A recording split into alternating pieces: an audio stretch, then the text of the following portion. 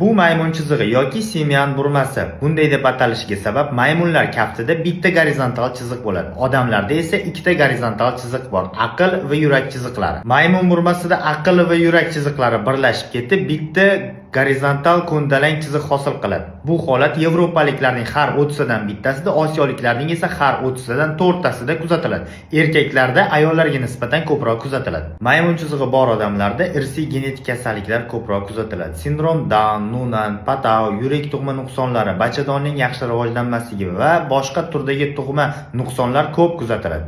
Kam holatlarda maymun chizig'iga ega odamlar sog'lom bo'lishadi, ya'ni hech qanday kasallik aniqlanmaydi. Bunday holat Osiyo va Amerikaning tub aholisi orasida kuzatiladi, ya'ni maymun chizig'i bor, lekin hech qanday kasallik aniqlanmagan va simptomsiz ravishda kechadi. Kaft chiziqlari homiladorlikning 3 oyligidan boshlab shakllanishni boshlaydi va 4 oyligida to'liq shakllanib bo'ladi va keyinchalik o'zgarmaydi. Bu esa normadagi kaft chiziqlari. Bunday holat dinga, irqga va millatga bog'liq emas, barcha odamlarda uchrashi mumkin.